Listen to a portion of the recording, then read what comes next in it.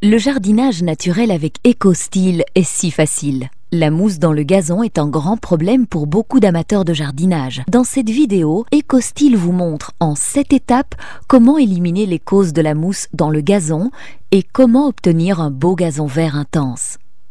Voici les causes principales de la mousse dans le gazon. Le manque de nutrition ou trop peu de nutrition, l'utilisation des antimousses chimiques, une tonte trop courte, endroits ombragés et un sol trop acide. Nous allons maintenant aborder ces problèmes avec le plan en 7 étapes d'EcoStyle pour un gazon sans mousse. Première étape, à l'aide d'un scarificateur ou un râteau à scarification, vous retirez la mousse et l'effet feutré du gazon. Uniquement de cette façon, vous créez une bonne situation de départ. Deuxième étape, vous ensemencez les endroits dénudés de gazon avec semences pelouse extra.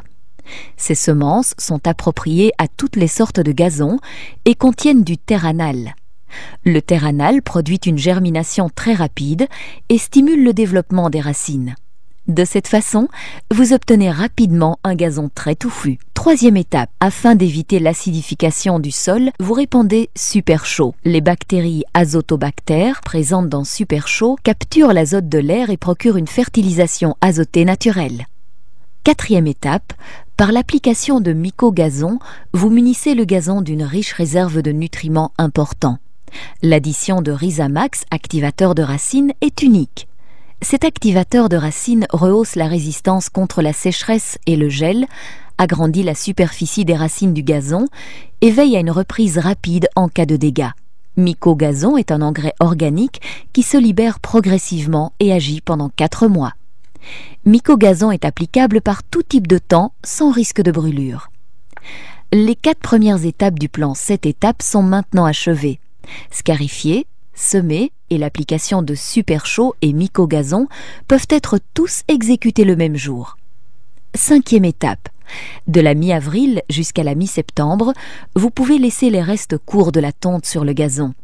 Les bactéries du sol présentes dans mycogazon veillent à la décomposition des restes de tonte qui ensuite sont rendus sous forme de nutrition au gazon et aux organismes du sol. Sixième étape, à partir de juillet, il est temps d'appliquer une deuxième fertilisation avec mycogazon. Aussi, vers la fin de l'été et pendant l'automne, le gazon a besoin de nutrition afin de pouvoir être à la hauteur de la concurrence avec la mousse pendant l'hiver. Septième étape. Après la dernière tonte, en automne, et après avoir enlevé toutes les feuilles du gazon, nous appliquons Coco Peat sur les endroits sensibles à la mousse. Ces fibres de noix de coco meubles améliorent la structure et le pouvoir de rétention d'eau du sol. De plus, la mousse pousse difficilement sur le Coco Peat.